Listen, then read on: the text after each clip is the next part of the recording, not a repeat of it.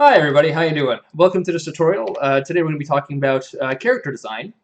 More specifically, we're going to be touching on the understanding of character design and scale relationship throughout a character model, a character design as a whole, and also how to split up your models so that it's functional in tools like Maya if you plan on doing a skeletal rig, which we'll be following in the following next tutorial.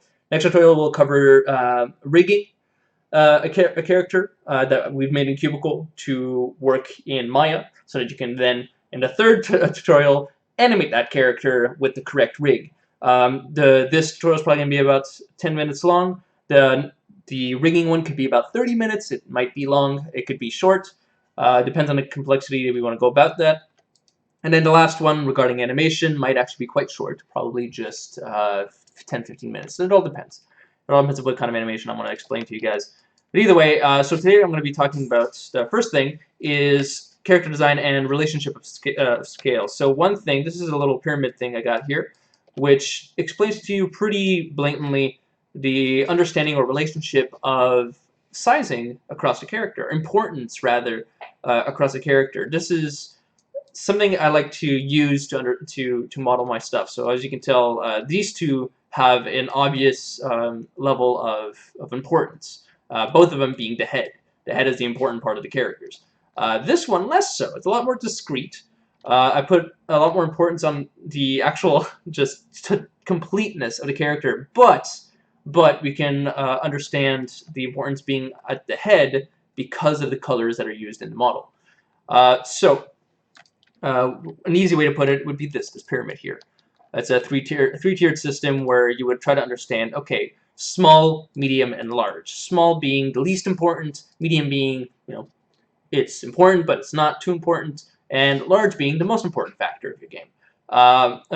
Character design. This can be distributed either horizontally or, vertically or horizontally or in depth. It all depends on the kind of characters you want to design. If you're doing a sort of humanoid, we're going to just touch on humanoids though. If you want to do a humanoid, if you want to do a rabbit or, I don't know, a dog, it's good to know where you stand in that design. You can say, well, I want to make a character design that has a very large upper body, but not the head, but just the upper body. It's like, okay, cool. Well, in that case, we're going to go ahead and take like a block, and we're going to go, yeah, I'll do 10 by 10. It's not significant, but it works. We're going to take a block like this, and we're going to make a character. Okay, well, I want the upper body to be very important. And so I'm going to do this. I'm going to take that. These are the legs, and then we're going to do character has very large, very large shoulders. And just mirror that on the X. And then I'm going to say, all right, well, he has like just a stubby head. And we're like, okay, well, then we're going to cut this down. Just going to go through the entire process of designing a character here with you. This character, I don't know what it's going to turn out, but it could be interesting. So we're going to say, like, the legs are unimportant. The upper body's important. So what we're going to do is we're going to cut this out, though, and I'm going to make the head smaller.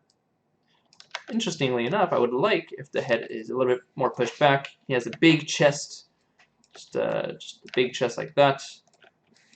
And his arms are almost identical in that relationship, being like, okay, well, a little bit lower like that. That would be his back still. There we go. And then we can do, I don't know, we can do the hands, or we can just leave it like that, really. And then we can say, okay, well, I'm going to color all one color. We're going to give him little pants, shorts, or whatever. I'm just going to do, I don't like the intense colors. I'm going to go like this. And maybe give him like a sash across his chest like this. So we understand, okay, cool. And we're going to give him a little, like maybe quite a dark nipple.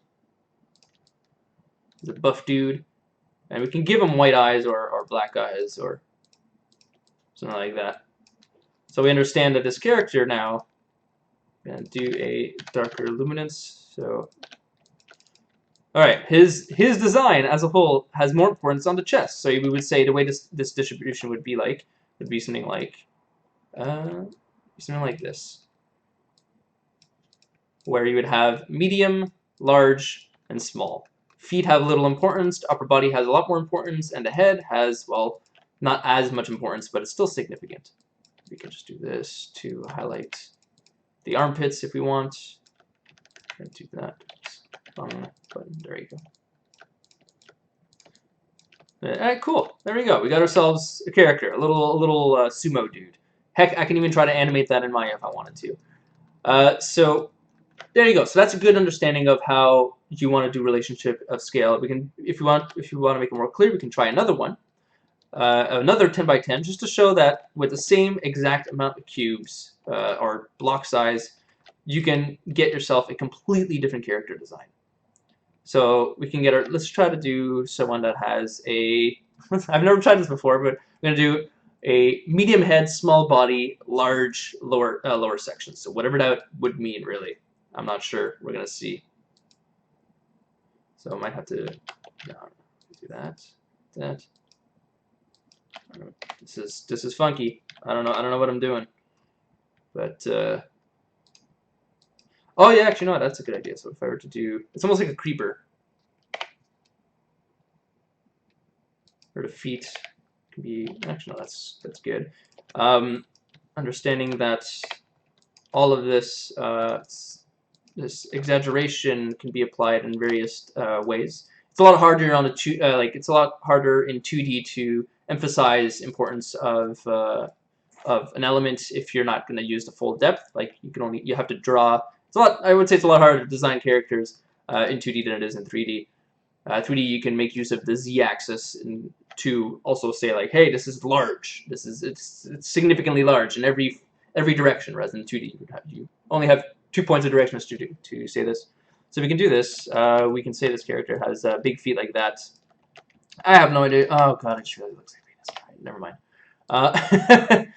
Well, there you go. Penis is large at the bottom, small at the top, or medium at the top, small at the middle. Terrible character design. Shame on me. But we can do a goomba. A goomba would have a larger lower section than would have a upper section. That's a good example of a character with a significant difference. We can give them like eyes here if we wanted.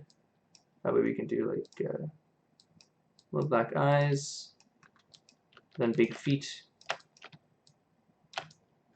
I don't know what I'm doing here. I'm just gonna trash it. I had it good with this guy here.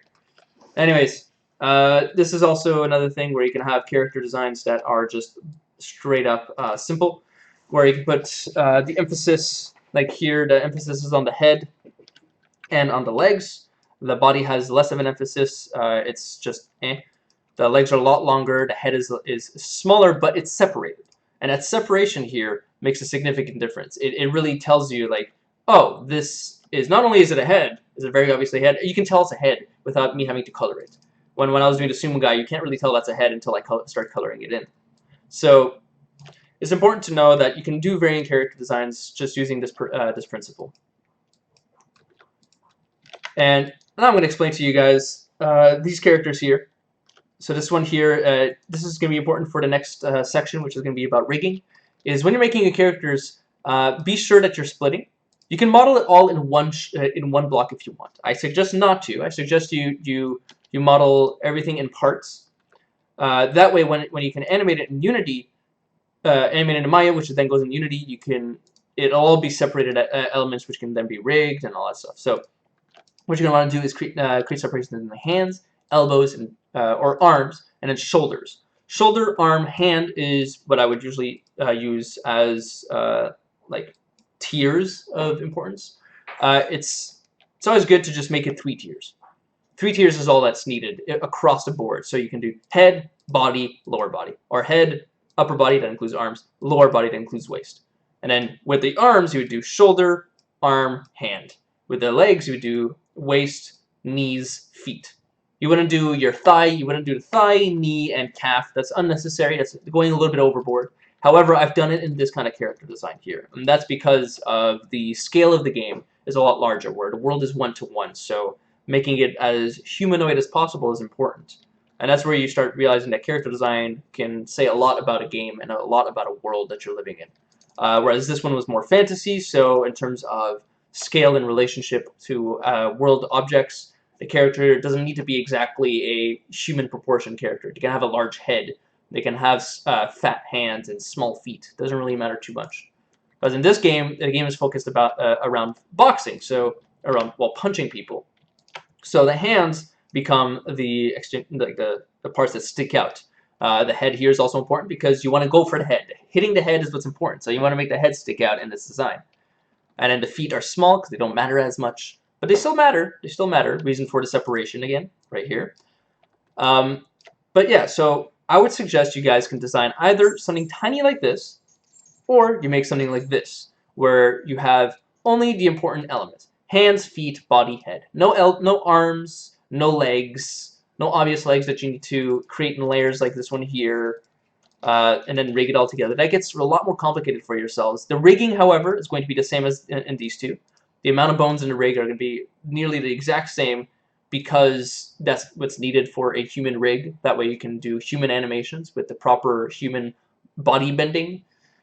And that we're going to cover in the next tutorial.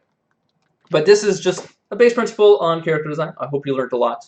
I hope you learned enough. I suggest you guys go iterate a bunch, make a bunch of different character designs. I will definitely reply to your comments down below. If you leave a comment, you can tweet me at Y2BCrazy. I'll leave that in the description. You can tweet me your images of what character designs you've made, and I'll happily go through it and tell you what to fix, or if it's good, if like what are your highlights. I'll ask you questions in return to make you think about your designs and stuff. And it's very important. You need to find this back and forth. If you have a community you can work with, and do it with them. You don't have to do it with me specifically, but it's always good. This kind of tutorial can span across not only voxel art, but also in other fields and other realms. This can go with 2D. This can go with just standard 3D modeling. It doesn't matter. However, I will put the focus on voxel art here because we're working with voxel art. And yeah, the rigging, however, and the animating will definitely be voxel-centric and will not touch on the usual methods of animating and rigging, but will be very similar nonetheless. So I hope you enjoyed this. I'll see you guys later, and expect the next tutorial in about a week. So see ya, and have a nice day.